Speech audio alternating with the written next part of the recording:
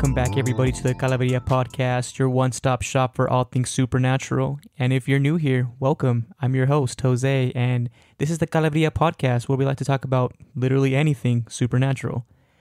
I just wanted to go out and say I hope everybody's doing well. It's officially spooky season, or I guess you could say it's been spooky season.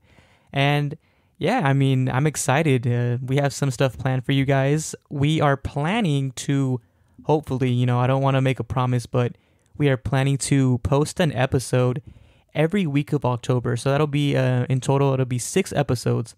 I know usually we do it every other week, but that's something that, tis the season, right? So let's go ahead and go out strong with that. So as far as announcements, that's pretty much it. I did just want to touch on one thing. In the last episode, I know I mentioned a picture that I had taken of myself inside the mission that showed these ghosts, and I know I forgot to post that on the Instagram. So at the end of the Instagram post for this week, I'll go ahead and share that with you guys. And also, it's Latino Heritage Month. So as of the day that I'm recording this, it's officially Latino Heritage Month. So, shout out to all my Latinos out there. And yeah, for those of you, even if you aren't Latino, you can still celebrate, support, those local street vendors, because I know in California, there has been lots of different attacks on these street vendors, whether it's wrecking their carts or even physically harming these individuals out here just trying to make a living, which is just sad to see. But whatever we can do to help support them, not only just our street vendors, but, any Latino businesses that you may know, any restaurants or shops, anything, feel free to just support them and show them that, hey, yeah, we stand with you. And for us Latinos, it's Latino Heritage Month. Every single day, right? This is our lives. So it's always nice to show our support to our people. And like I said, if you aren't Latino, you are still able to celebrate and show your support. So yeah, don't be discouraged. We're very accepting people. Before we got into the episode, I did want to touch on 2 things that have been in the news lately. I know we typically don't do this, but I just felt the need to talk about it or address it. And that is the passing of the rapper PNB Rock on September 12th. And for those of you that don't know, if you know me, you may know that PNB Rock is my favorite rapper. So when I seen on the news that he had been shot and then later passed away, it was heartbreaking. He's been my favorite artist for, since I was in high school. So I guess in a sense you can say I kind of grew up with his music. So it's very sad. He passed away at the age of 30. He has 2 daughters. One of them is, I believe, 2 years old. So it's very sad news. You guys can search this up. It's fairly recent as of me recording this episode. This happened this week. Again, it was on September 12th. And he was just having lunch with his girlfriend, and these cowards decided to go in and try to rob him for his jewelry, and they ultimately ended up taking his life and then taking his jewelry. So, you can't be more of a coward than to take a dead man's property. I don't know how these people are able to do things like that. And I know there's lots of speculation as to what led to his passing. I know people say that it was his girlfriend, but this is not the podcast for us to be speculating on that. I just wanted to bring attention to that because, it was very near and dear to me because of the fact that, this is my favorite artist, and, now he's gone. And it was over something as senseless as, material goods. Like that stuff is replaceable. I know one of the things that is starting to come out is that he had fought back, and I guess that's why they decided to shoot him. But these things they're never worth your life, and there's nothing to say that him fighting back was the wrong move. It's just, you never know what you're going to do in that situation. And I understand, you don't want to let something go you worked hard for, and I'm sure that was the case there. Especially for rappers, that's, it's like their identity, their chains are, it's a part of them. So, it's a sign of disrespect to take that chain from him. And especially the fact that they did it after he passed, or not after he passed, but while he was down. Right? It's just very cowardly. And I hope the killers are brought to justice soon. I know the LAPD has said that they are going to post the surveillance footage, I think, of the killers. So, be on the lookout for that. If for whatever reason you're listening to this and you know who these people are, just do the right thing. This man, he's leaving a family. He's leaving 2 little girls. And the other thing that I wanted to talk about on a lighter note is the case of Adnan Syed. And if you don't know who Adnan Syed is, I will go ahead and direct you guys to the Serial podcast, and that's Serial with a S, not a C, so not like the breakfast. But the Serial podcast followed Adnan Syed. It didn't follow him. He was incarcerated already. He was convicted of the murder of his ex-girlfriend. And there's been lots of speculation as to whether or not he did commit this murder. I am personally of the belief that he did not, and that he was framed for this murder. If you listen to Serial, they bring up lots of the information about the case, a lot of stuff that was overlooked, and it just goes really into depth. And they also speak with Adnan, which I thought was very interesting. Not only that, there is a documentary on HBO Max on Adnan in his case. So, feel free to check that out. But basically what I wanted to bring up was that his sentence may soon be vacated. And, this is after him serving 23 years. This man has been in prison since 1999, and he went in as a high schooler. It's just sickening to think that one day, you're a normal high school student. The next day, you're a convicted murderer for something that you didn't do. And the reason why I'm saying this is because the Baltimore prosecutors asked the judge to vacate Adnan's sentence. And they're working together with the defense. Basically, they had done an investigation that uncovered some new evidence, and it potentially may lead to a unknown suspect, right? So this is what many people have been advocating for years, and it's barely starting to come out that, hey, he probably wasn't the guy. And so many people, especially since Serial came out, have been advocating for him. So it's very nice to know that something good is happening for once, right? But it took 23 years for this man to finally get some sense of justice coming, and it's not final yet. We can only hope that this goes well, and he's obviously entitled to some sort of compensation. So hopefully, once his sentence gets vacated, he could file some sort of lawsuit and get compensated for that. But that will never bring back those years that he lost. So that was everything that I wanted to cover. And today we have a special episode for you guys. It is a Folklore Friday episode, and that is Duendes.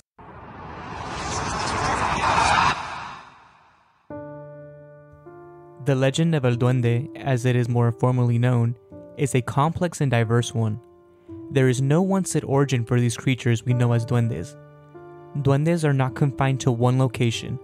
There are many duende-type creatures throughout the world, such as the Norwegian Nisei, the Irish leprechaun, the Scottish and English brownie, and the Swedish tumte. For the purposes of this episode, we will be focusing on the creature known as El Duende. There are many accounts of these beings from all over the world, including Latin America and Europe. There is no clear distinction as to when these creatures began to appear, but dating to as far back as the late 16th century, reports of duendes have been written.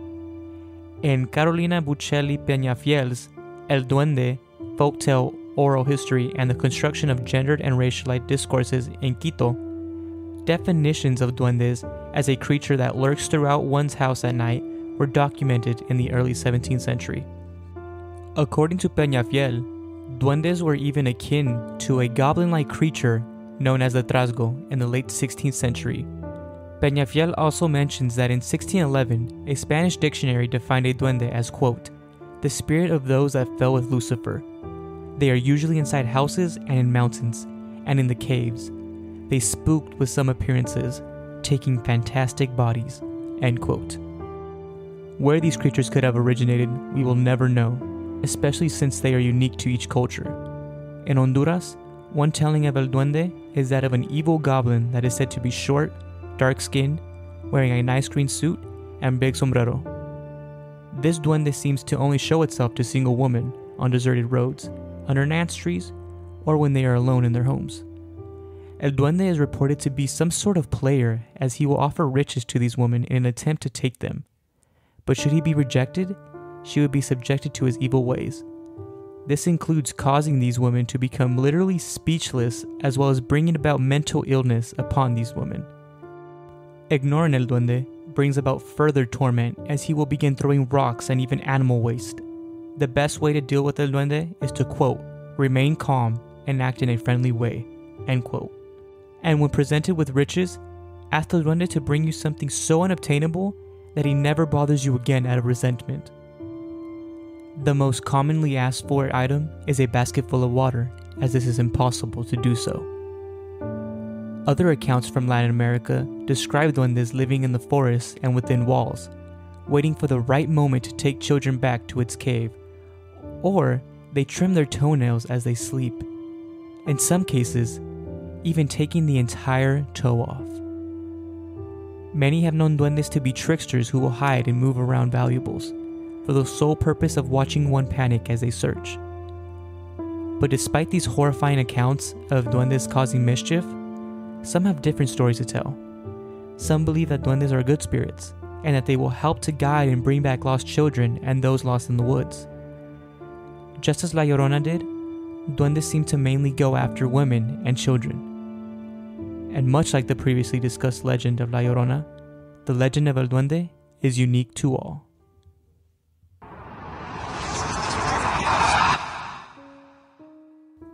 Okay, I did not know that duendes were known for sometimes taking off like the entire toe. I don't know, that just seems so gruesome. Or even throwing like cow poop and stuff like that at these women. Like, it's a little overboard.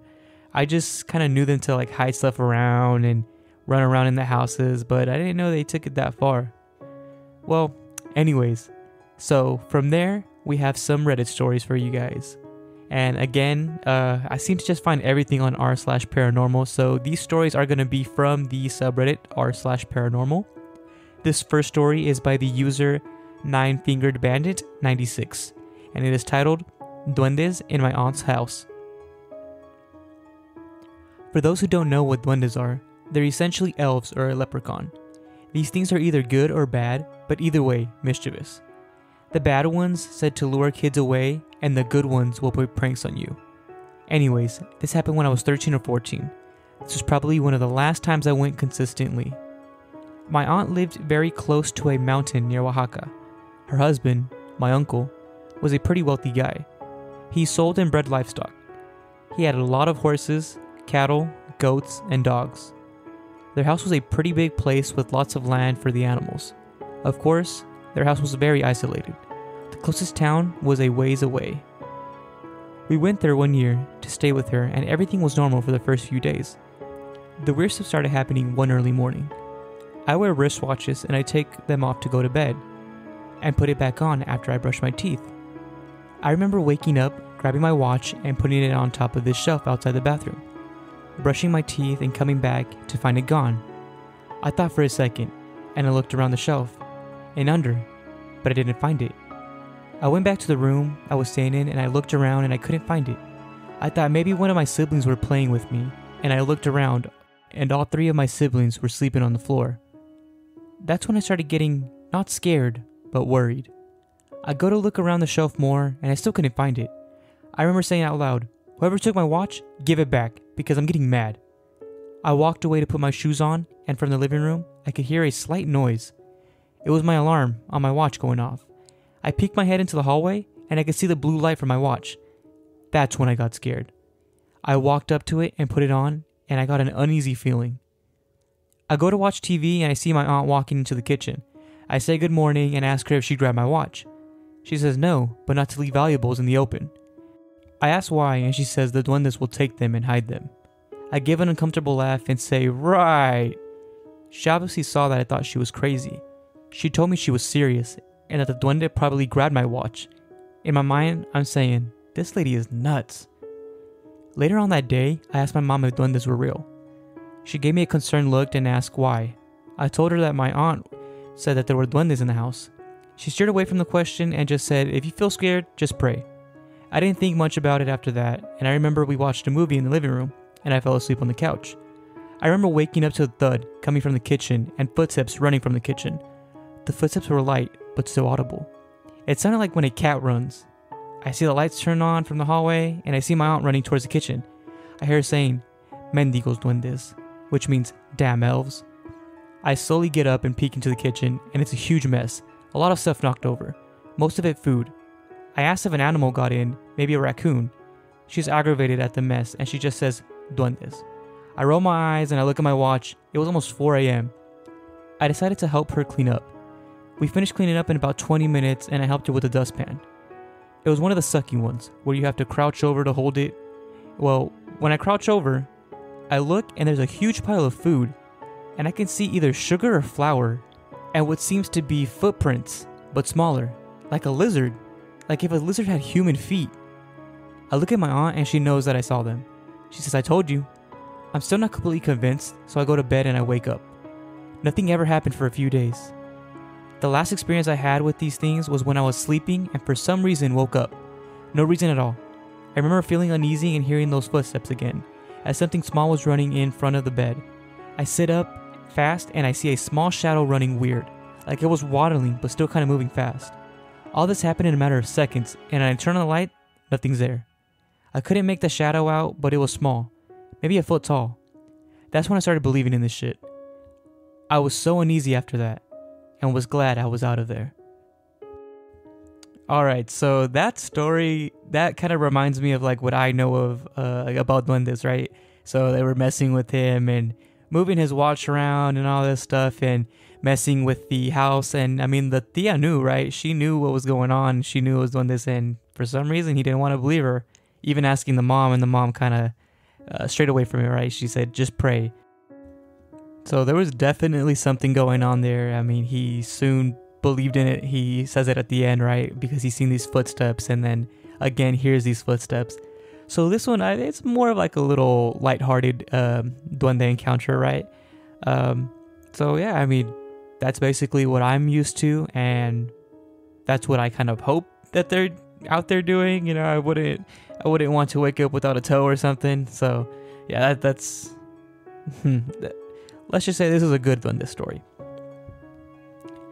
And my next story comes from the user OKCryptographer5018, and it is titled Encounter with El Duende. My wife and I are both college-educated professionals. Other than this one time that I'm about to say, we've never experienced anything that would qualify as paranormal. We've never seen ghosts, UFO, Bigfoot, anything. The reason why I'm posting this is because I'm genuinely looking for any information on what we saw. At the time, about 12 years ago, we lived in northeastern Arizona in southern Apache County, close to the Navajo Nation. We had no kids at the time and would typically go out for dinner after work on Friday nights. We would drive about an hour to a neighboring town, as our town is very small and only had a few good restaurants. As we're driving back, my wife is behind the wheel, and it's around 9 or 10 p.m., and we're both watching out for animals. It wasn't uncommon to see a deer, antelope, and maybe even some jackrabbits, which could damage our truck if we hit it. We'd also often see rats, mice, and prairie dogs too. So as we're going along, all of a sudden this small, about 18 inches tall, bipedal creature goes running out in front of us. It ran from one side of the road to the other side, and it disappeared into the cedar trees that are typically along the main highway that we were traveling on. The most messed up part was that the thing was wearing clothes. It was dressed in a robe and had a pointy hat. We can't really remember the colors of the clothes, but we both agree that the hat was red. It did not look cute or friendly. More like the stuff out of nightmares. Its skin was dark brown or dark gray. Its face looked monstrous and was grimacing. I had the impression that it was very distressed and it seemed to be running away from something or someone. It seemed oblivious to us and our truck. I looked over at my wife, who neither hit the brakes nor swerved, and she's just looking straight ahead at the road. I seriously thought that I just had a hallucination. Not because I've had one before, but I can't believe what I just saw. So I said, "Did you see that?" To which she quietly replied, "Yeah." In order to confirm my own sanity, I needed her to say what she saw first. I then said, "What did you see?" She then said, "Like a little person with the wizard hat on? Then I said, yeah, what the fuck? I honestly wouldn't believe my own eyes and memory if she hadn't seen it too. She's also said that if I hadn't seen it too, that she wouldn't have said anything, and she would have completely shut it out of her mind. I would have serious doubts if I had said what it was first, and then she agreed with me. We've talked about it several times since then, and are still dumbfounded on what it was. I've done some research, and it's hard to glean over that information, because people all over the world have claimed to see these small humanoid creatures for hundreds, if not thousands of years. The variations are all over the place. This thing wasn't like the friendly looking garden gnomes that people have in their yards. I hope to never see one again, and make sure as shit wouldn't go looking for one. My wife once described it as a little demon. Does anyone have an experience with such a thing or can point me into some information about this type of creature? I chose to call it el duende, as that seemed appropriate for our region. Okay, so this one is like another one of those little more lighthearted ones, because it's just the duende kind of running across the road, right? And it didn't seem to harm them in any way. They didn't like get distracted by it. They didn't end up crashing. So I mean, good on that. Glad to know that this person's okay. But I just wanted to talk about a few things that he mentioned. So I mean, he describes the duende, right, as most people know it. Very short. He says about a foot tall, wearing a little pointed hat.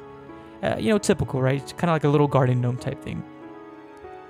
But when he talks about the fact that it just ran across with like no regard to the truck or to them, it just kept moving straight, right? From my understanding, it didn't look at them. They just seen it. It didn't see them. So I thought that was strange too. And then he mentions that it just looked distressed, as if it was like running away from something, right? Or as if it was being hunted. So that leads me to speculate. Was this duende being hunted? Are there duende hunters? And if so, where are they? I mean, I've never heard of this before, right? You hear of people trying to catch fairies or, vampire hunters, that sort of thing, but I've never heard of people catching or hunting duendes. I scratched that. I have, there's like a video on YouTube, I believe, that somebody supposedly caught a duende, but it looked very fake. But nonetheless, what could this thing have been running from? I mean, it could have been running from a person, could have been running from a animal, right? It seems like maybe that's probably more logical. But still, the question remains, what was it running from? Because, yeah, they said it ran across, but nothing followed it, right? They didn't see an animal, which they said they were keeping an eye out because there have been, they mentioned like deers and antelope running across. So, at least it was something they couldn't see. So, who knows if there's such thing as duende hunters? And if they are, maybe could you like imagine if they are other little creatures as well, about the same height that could be hiding within like the brush or something like that? I don't know. This story is interesting because it leads to a lot of speculation. But okay, let's go on to our next story. So this one is from user CreepedOut31, and it is titled Run-In with the Duende. This happened to me about 4 years ago. I was coming home from work one day and it was around 6 to 6:30. And here in Canada, in the winter months, it's nighttime at this point.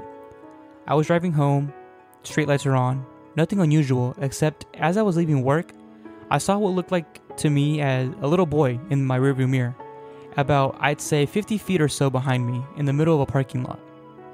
Kind of strange, but I didn't pay any attention to it.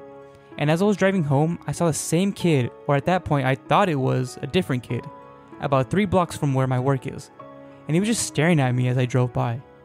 I had a slight chill and I tried not to think too much about it, but it was creepy. I only live about 7 minutes from work, so it doesn't take long for me to get back home. I didn't see him again until I was about 2 blocks away, and this time he was under a street lamp. So I got a better look at this kid, and to my surprise, it was not a kid at all. In Mexico, we call these creatures duendes. They are usually small, fairy-like creatures with the appearance of an old man. Their heights do vary, but I myself have never seen one to be about the size of a child. He looked exactly like an old man as I drove past him, about to turn the corner.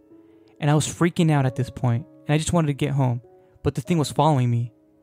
As I was on approach to turn the last corner of my house, there he was again. I slammed on my brakes because it was right there, right in front of my car, just crossing the street. It looked up at me, and as he was walking past my car, he gave me the most evil grin I had ever seen. I was about ready to run him over with my car, but I was frozen in place. As soon as he was gone, and on the other side of the street, I gunned it home. But I took one final glance at my rearview mirror to see if he was still behind me, and it was gone. It wasn't on the other side of the street or anything. I didn't care, but I was so frightened. I got home and got out of my car, and I looked around to see if anything was nearby. I was fortunate enough to not see it again, but I made sure to look down the street both ways before going into my house. I got in, locked the door, closed the curtain, and tried to forget what I saw. Even my wife knew something had spooked me. I didn't tell her till the next day. I didn't want to scare her at that time.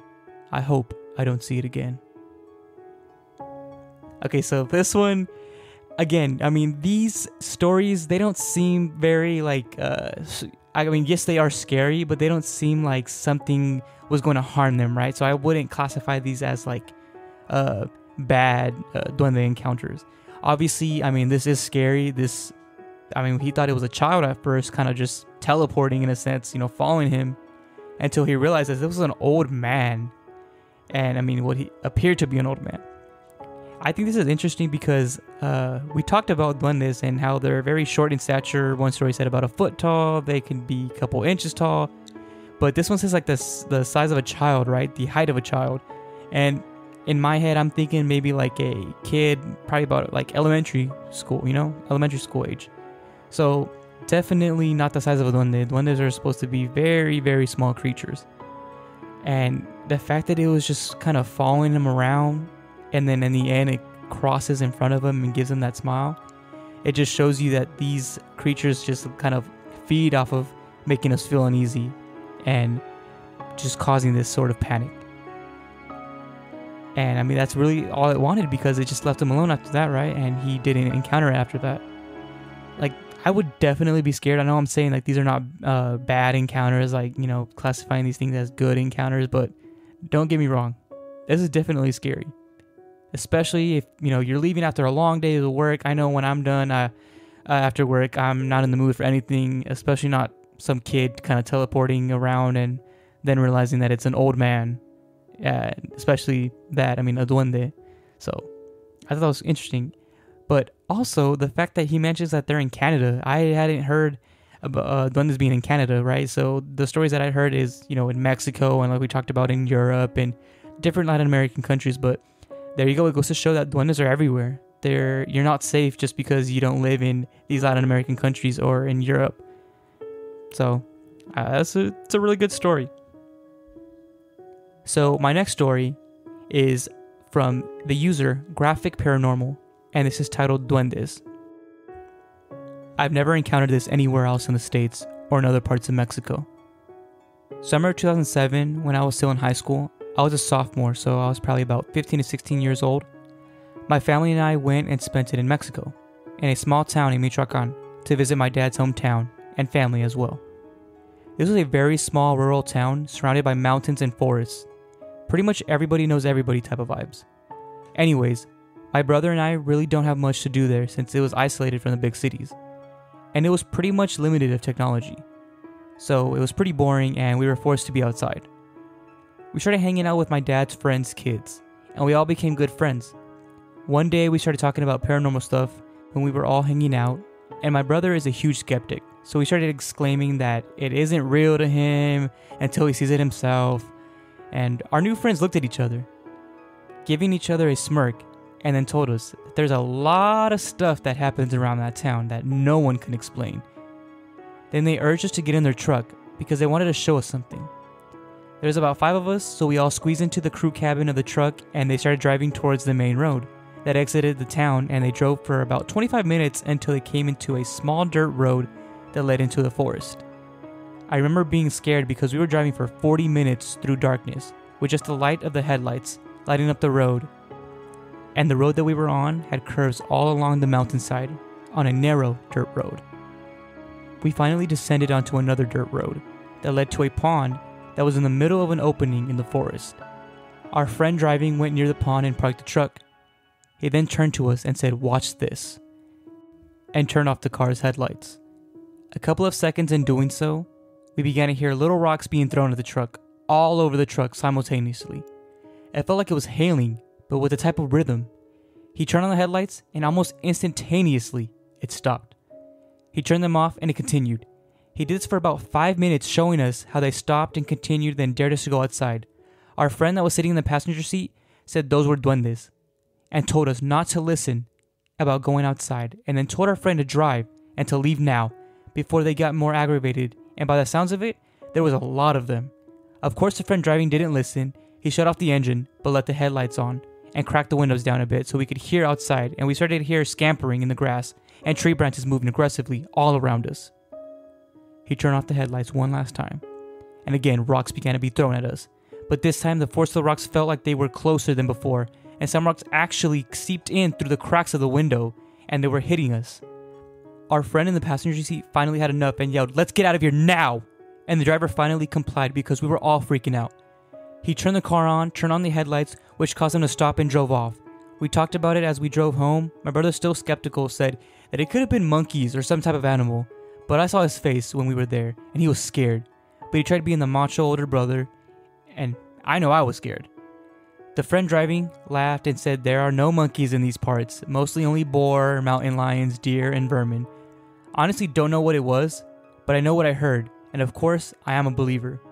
My brother thought that maybe it was a prank, but the way the day turned out and how we all went out there in the first place, and the fact that not all of the kids had cell phones back then, or even in that town, to gather so many people to wait there for us and throw rocks at us, it's impossible. Okay, now this story, by far, I think it takes the cake. Because how do you explain that, right? He goes into this whole explanation how his brother thinks, you just gathered everybody, right? He says it's 2007, and especially, like, yes, we had technology here in the States and stuff, but he's talking about the fact that they were in Mexico, right? This little, pueblito, basically, and obviously there's not much electricity. There's not even, light out there. They said that they were just driving and it was just the truck's headlights. So I'm kind of with him, right? So I think the brother's explanation is just him trying to not be scared himself, right? I think he's just trying to prove it to himself that no, it wasn't real because, he was actually scared.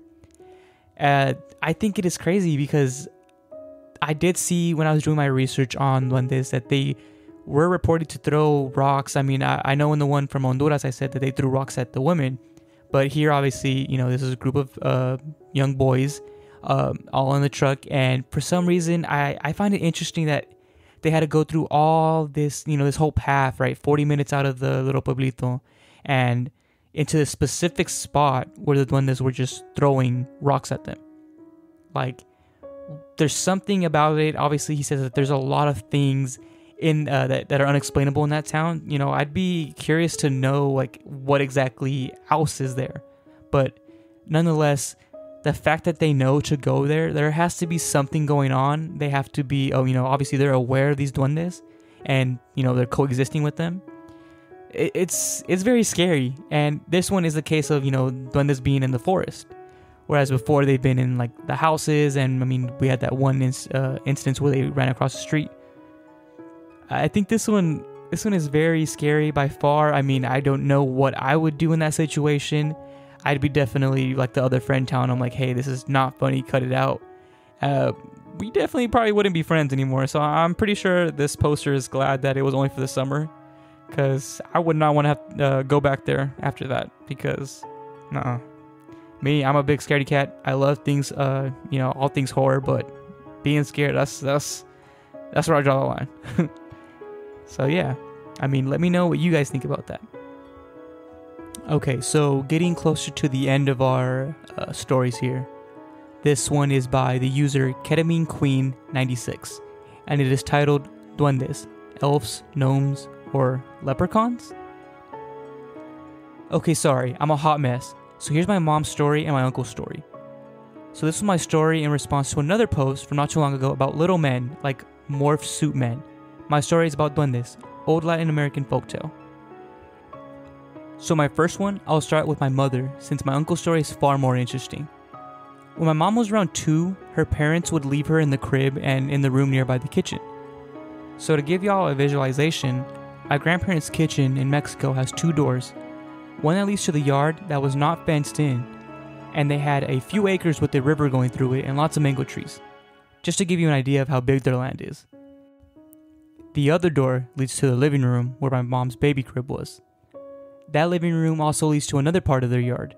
So regardless, when you leave the home, you're either going into the forest or going into more forest at that time. Now, of course, most of that forest is torn down now since my grandparents sold most of their land. So my mom told me that her mother had set her down in the crib and left her alone just for a few minutes and went to the kitchen to go do something. And when she came back to get my mother was fucking gone. There was dirt and little handprints in the crib. My grandmother and the rest of the family, mind you, this is Mexico, very common for multiple families to live in the same house, form a search party, and they can't find my mom.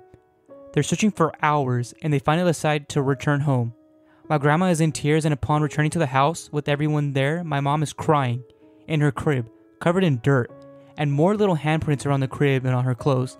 So of course, this could be anything, maybe kids of another family, and I mean, there's no proof that she was taken by duendes and then brought back, but whose kids decided to sneak into my grandmother's house? There was so much land back then, and these handprints were little. My grandmother had described them as belonging to a toddler. So, how could a toddler pull a 2-year-old out of the crib? But multiple duendes definitely could. They were notoriously known for mischief, and in Mexico, there were tales of duendes kidnapping children. So my grandma still thinks to this day that it was them who took my mom. Maybe to go out to play or something, and then they brought her back unharmed but covered in dirt. So now, time for my uncles. So my uncle has always been very calm and collected and just peaceful. I don't know, it's weird, like, to describe his reaction to when I asked him about this experience and him kind of snapping at me, it was just bizarre. So when I was 13, I was in Mexico visiting the fam, and I remember hearing about these duendes, and I was so curious and wanted to hear it from my uncle himself. I just shouldn't have even asked him. It triggered him. He had fear in his eyes and just looked visibly upset, and he told me, no, I'm not talking about this. Me being ashamed and guilty for bringing this fear into him, I dropped it and I later walked away. Later that evening, my uncle took my aunt, my mom, and my 2 sisters and I to a restaurant in another pueblo. So we're at dinner and my uncle apologizes for reacting the way he did, and mind you, I'm the one who brought about this fear. He then proceeds to tell me that he just didn't want to speak about them at his house. The same house my grandparents built. The same house my mother was kidnapped at when she was 2. So his story. He's at his friend's house, they're smoking a cigarette outside, enjoying the weather, and just hanging out. My uncle gets this strange feeling of being watched. He ignores the feeling. His friend goes inside, grabs a drink, and my uncle is out there alone. He's looking around and he sees a small man. So the way that he described this to me was that this little man was about a foot or so tall, dressed like an elf/leprechaun, and very fairy tale-ish outfit. Imagine an elf's outfit or a nymph. So he's just in shock, staring. He doesn't even believe it himself, and he's just staring. This little man, the duende, gives my uncle a smile, but not a friendly smile. More of a grin, sort of, you see me, this is true, and I'm here to enlist fear. My uncle is frozen, and out comes his friend who drops the drink. His friend screams, and my uncle looks over at him, and right there, they both know that they're seeing what they're seeing. They're not hallucinating. They turn to look at the duende, and the duende is calling them over with a hand gesture. My uncle looks at his friend and tells him, "Vámonos," like, let's run. So they dart out of the patio and run to the car and drive off. They're scared shitless. My uncle drives them to his house. His friend wasn't going to stay at his house alone, so of course, he stayed the night. My uncle lives at my grandma's house, so fast forward, the rest of the family is home and they can see that they're both shaken up. They're asking what's going on, and my uncle refuses to speak about it because he's superstitious and he believes that if you speak about them, they'll appear or hear you. Being convinced that he's safe and not in danger, he tells the family about what happened. Of course, everyone believes him. In Mexico, speaking of duendes isn't uncommon. It's like speaking of La Llorona. So my uncle's room is on the 3rd floor of my grandma's house. From the 3rd floor, you can overlook most of the land. So he's up there smoking with his friend again, and they're both just avoiding talking about what happened. So they're having a smoke. My uncle gets overwhelmed with the same feeling he had earlier. the feelings of not being alone. So my uncle goes inside with his friend, and my uncle tells him that he's going to go downstairs. Friend goes to sleep, and my uncle goes downstairs to make his way to the yard. My uncle has always been super in tune. I personally believe everyone has a sixth sense, and maybe my uncle's ability to see and communicate with the paranormal is his. He goes outside and looks out into the land. We all know what he's looking for. He's keeping an eye out, and there it is. So what he describes this time is that the duende is sitting on this tree. This duende is sitting with his legs crossed and makes a hand gesture to my uncle saying, "Come here." My uncle nearly shits himself from how scared he is. He can't believe what he's seeing. He's seeing the same little man. He said that he yelled at it to go away and to leave him alone, and the duende jumps up and walks away. My uncle goes back inside to the house and wakes up his friend and tells him about the incident. Both are scared shitless and stay up. The next day, they tell my grandma, and this is when they go to the church to start getting a blessing. Everything's fine for a couple of months until I visited again. My uncle was having dreams about this duende coming to visit him and offer an exchange to him. Of course, dreams can be anything. They can be because of our brains thinking about something or someone constantly. I know I have dreams with scenarios with people and movies and celebrities. I don't know, I mean, you get the point. So then, more time passes and the duende reappears. My uncle said that it was the same damn tree and he's standing on it, but this time, he's holding a little bag with what is presumed to be money. My uncle was telling us about the exchanges, so that was creepy. I literally got chills thinking about this. Like, what the actual fuck? What if this thing is trying to communicate with him through his dreams? So at this point, my uncle was scared beyond belief. I think if I remember this part correctly, he said he was crying and yelling at it, saying to leave him alone and to leave his family alone. The duende cracks a smile again and leaves. My uncle sobs and looks up, and it's actually gone. So my uncle said this was the last time that he has seen it for a while. I'm going to have to call my mom and ask for the rest of the story because this is all I remember. But from what I recall, I think he saw it once more and then moved out of my grandma's and went to go live with a friend in a different city. Okay, two great stories, two very different stories that we haven't talked about yet.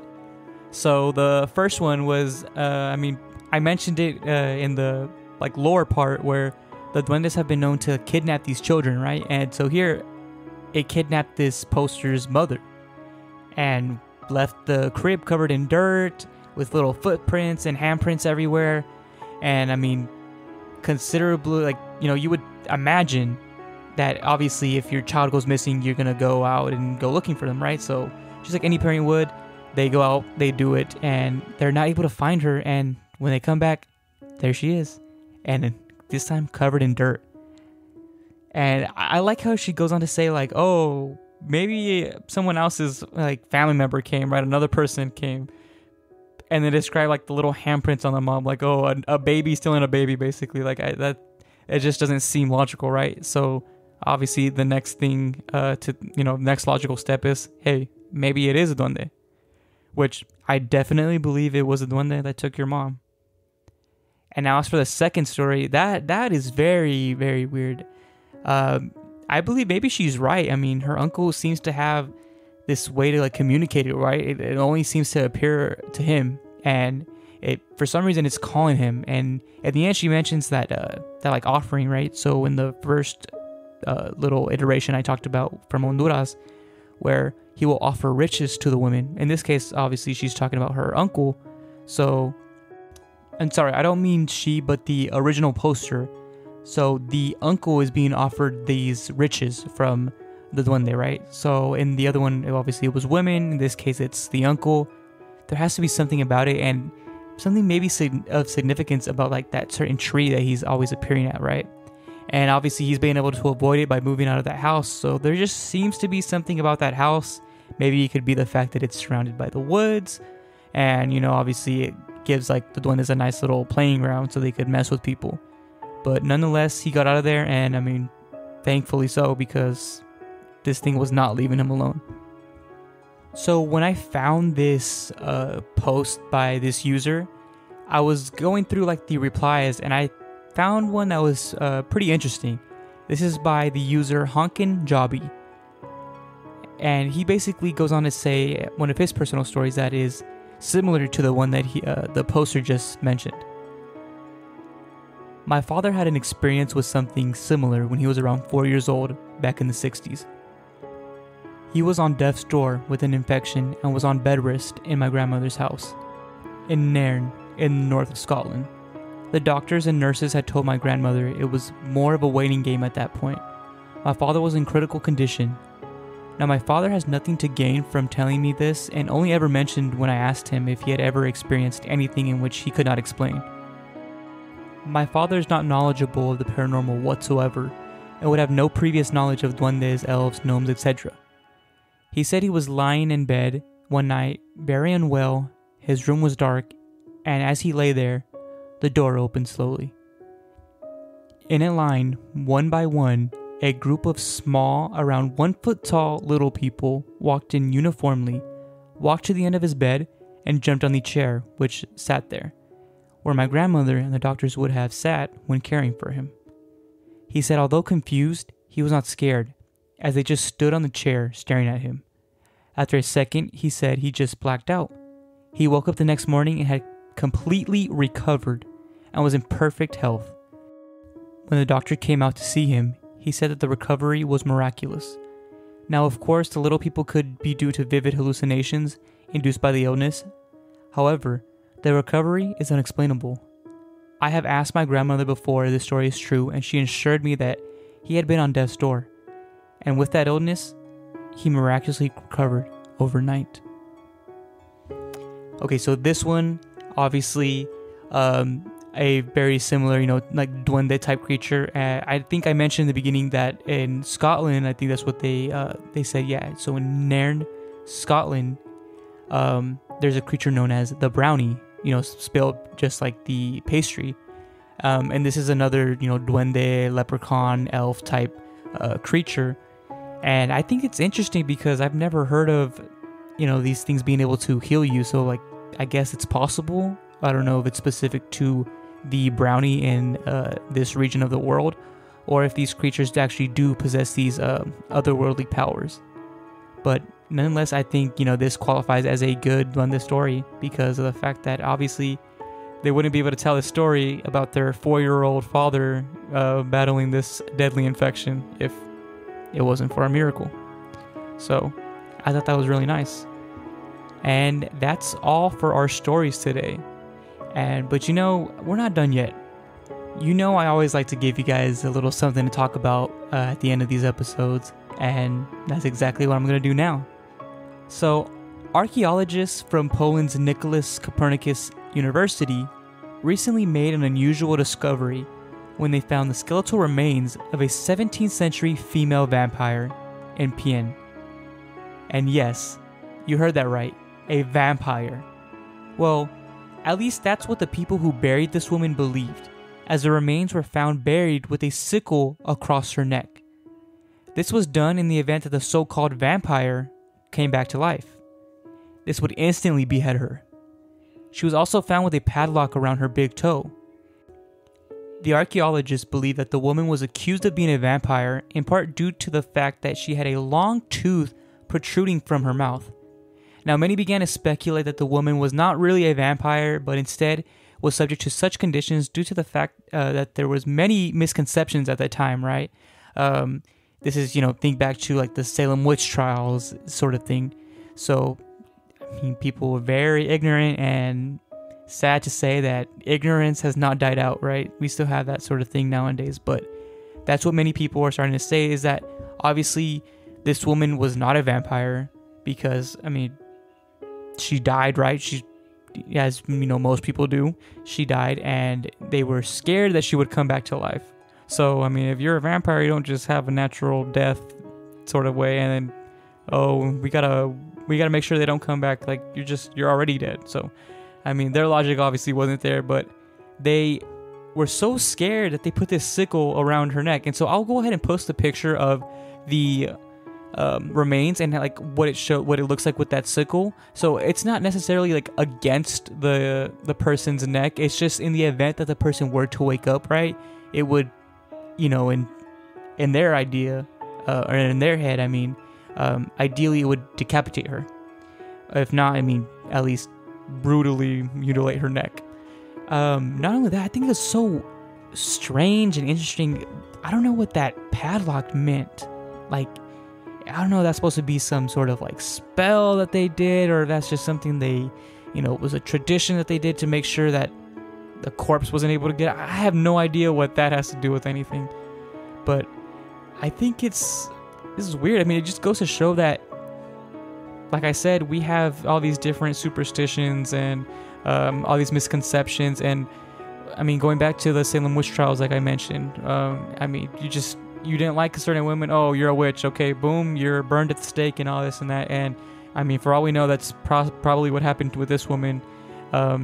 When I was looking up the story, this is from the Washington Post, by the way, if you want to search that up. And I'm sure there's plenty of other articles written about it. But they mentioned that there was plenty of like hysteria around vampire and vampirism. I guess they were, accusing people of being a vampire in certain parts of Europe, Poland being one of them.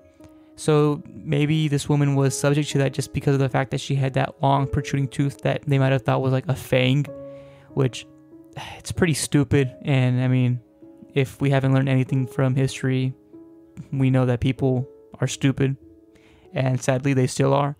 But yeah, so this woman, hopefully she wasn't put to death for, being a so-called vampire, which we obviously know is not true. But it's like very morbid history. It's very like morbidly interesting, kind of learning about people's like beliefs, but obviously they come at a cost because they come out of the expense of somebody else. So that's kind of where that line is like sort of drawn, because I mean, obviously it's not okay to just kill somebody just because you suspect them of being a vampire or a witch or a zombie or anything like that. But nonetheless, I thought this was an interesting story, and I thought that it'd be nice to share it with you guys. So I'm excited to see what you guys have to say about this. Do you think she was really a vampire? Do you think that it was necessary to put the sickle around her neck and padlock her big toe? Let me know. But again, I will go ahead and share this on the Instagram. But before we end off the show, I would like to thank the Washington Post for their article titled "Vampire Grave Shows 17th Century Fear of Women Who Didn't Fit In," written by Adela Suleiman on September 7th, 2022. And that's the end of our show. So thank you guys for stopping by. As always, if you would like to support the show, please feel free to leave a review or a rating on whatever app that you are listening on. If you're listening on Spotify, I know you're not able to leave a review. So, leave a 5-star rating, or like I said before, whatever you think that we deserve.